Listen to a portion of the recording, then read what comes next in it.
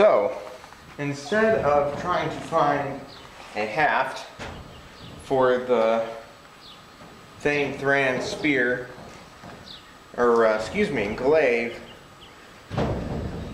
I'm going to turn one myself. I've turned two of these already, and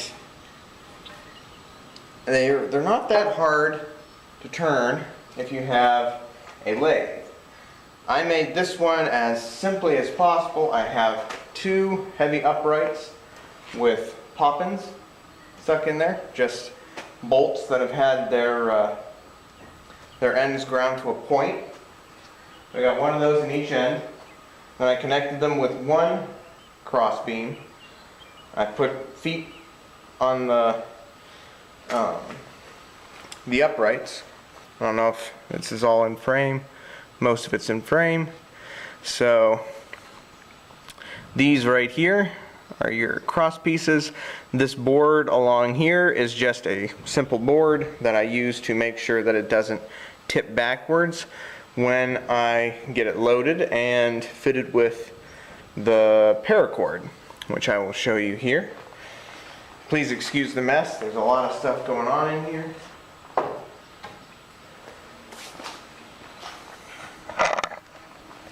Just pick you up.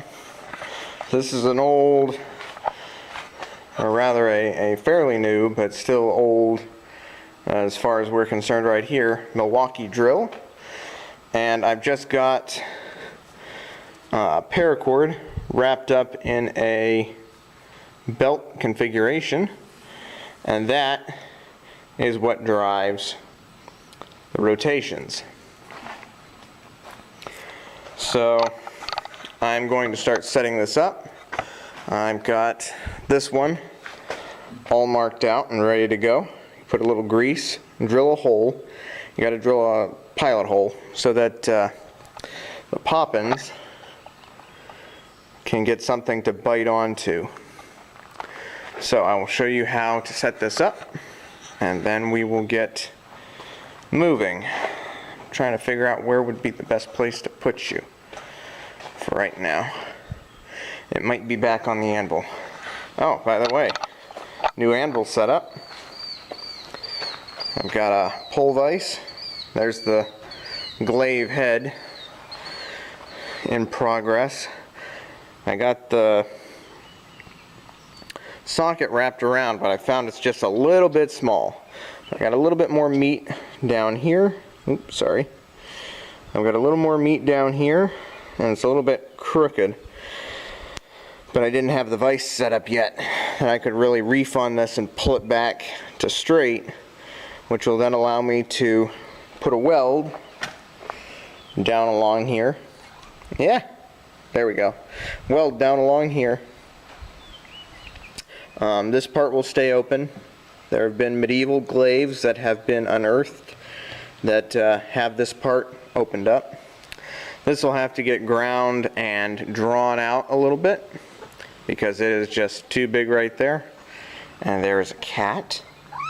Anybody who's a fan of the Chronicles of Prydain will recognize her name. This is Eilonwy of the red gold hair. But yeah, there's a lot of blade work that needs to be done, but the socket is my main concern, because if the socket isn't big enough, the haft will break right here, which most hafts break near the head anyhow. But we'll set this up. This is going to be one long take for this setup as I show you. Please don't mind the cat. I'm going to get her down from here so she doesn't knock the camera off. So, using this pole, put this off to the side, and take the pole that we're going to use and put it through, or for lack of a better term, belt. Set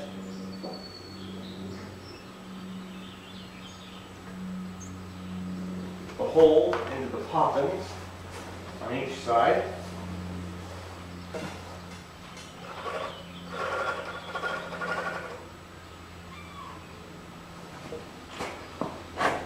Take the feet out. Get it to where it'll set and spin. And then we're going to come along with our drill. And if you can see this, I don't know if you can, we're going to set this board so that we have control of the grinder we'll use.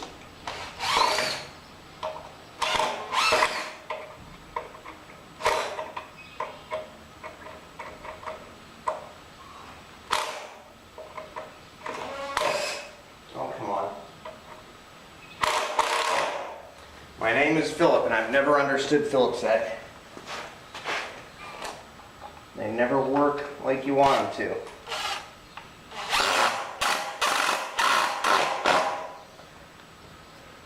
to. Okay. Make sure there's a lot of force in there, but you grease it up so where it'll still move freely, as you can see. Now we got to tighten up our belt system, which for that I'm going to have to pull this a little bit.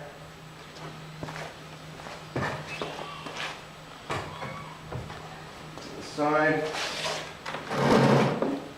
because of all the pallets that have been made and stuck in here. Okay.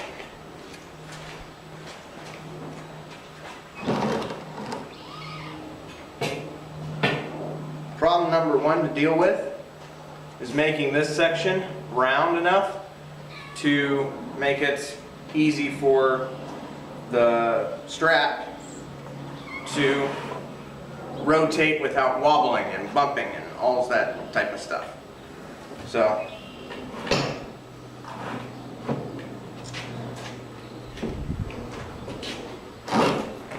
we'll just tighten it around the spindle here and get some other things set up. I'll need to get my grinding wheel on, which is going to be a chainsaw chain wheel. And then we will get to, what I'll do is I'll turn a section here and get through with the really bumpy, messy stuff. And then I'll bring you back once we've got that fixed up. So you just turn a nice little rounded section that is stepped up on either side so that it won't slip around when you're trying to work down here. And we're going to start turning the entire thing. What I'm using is a Harbor Freight chainsaw chain grinding wheel. And to do stuff, I'm just setting it down and pushing it towards the edge. And it cuts like crazy. The problem is it sometimes cuts too well and you end up running into issues with width because you get some thin spots. But other than that, it works quite well. So let me figure out a place I can set you that will be fairly along this axis so that you're not getting chips and you can see what's going on. Be right back.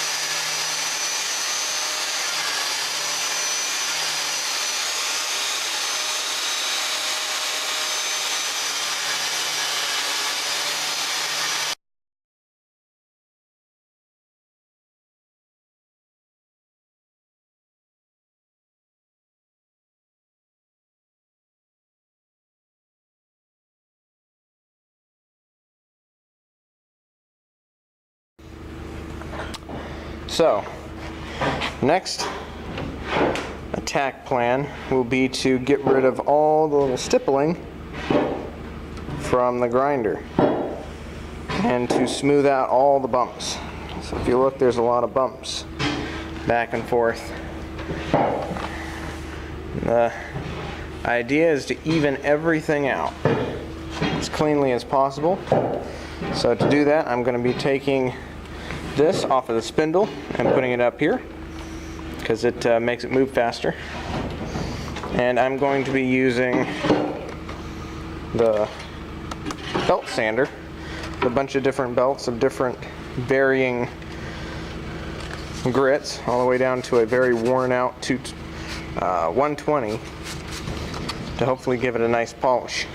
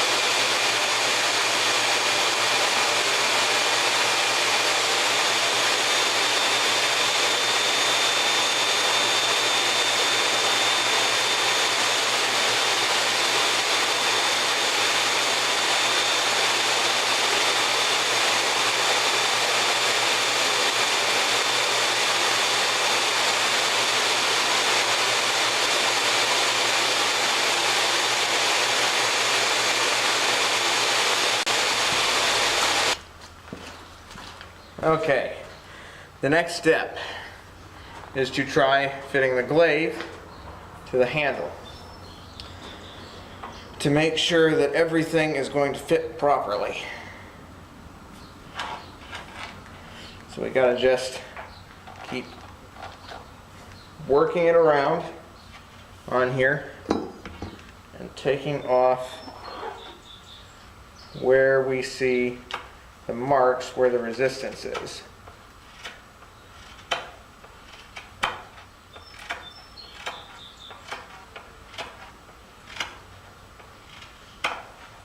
So this will take some cutting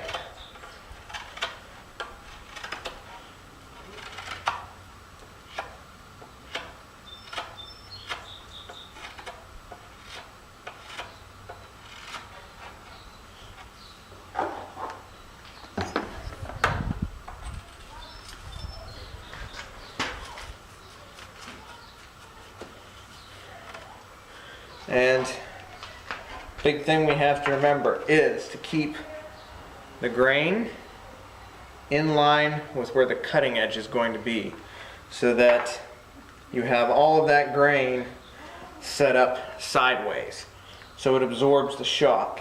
If you have it with the grain facing perpendicular to the cutting edge, when you go in for a strike and you make contact with something hard that you're going to need the stick to flex, as it flexes, it'll give all that grain structure running this way, will make it easier for that grain to split apart as it bends away. Now, this is not the same physics as what happens with a bow. With a bow, you want it to stand like that. But we're not striking anything with a bow. It's using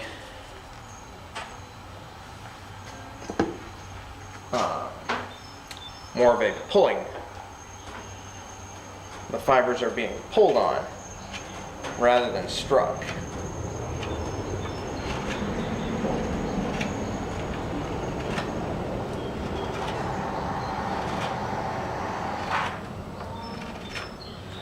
So I'm going to keep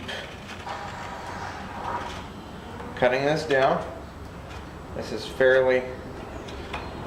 fairly simple step.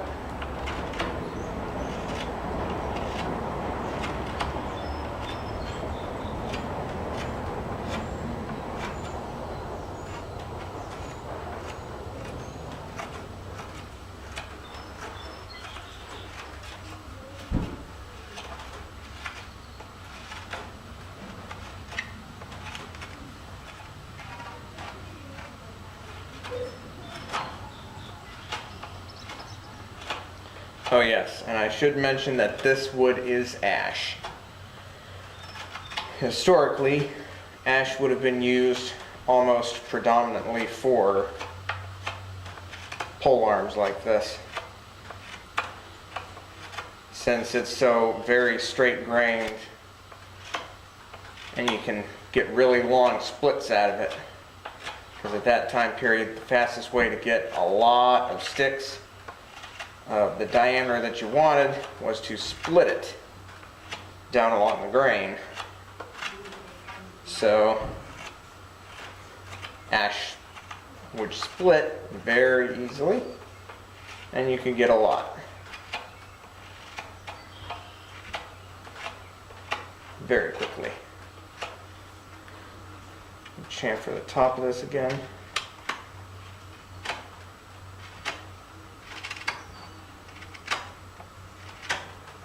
Chamfering the top just makes it easier to slide in.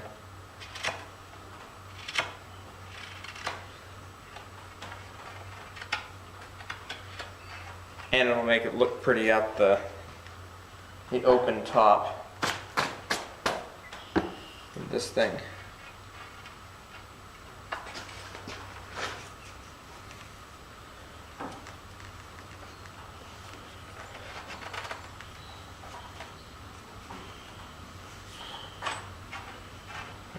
Probably goes the other way.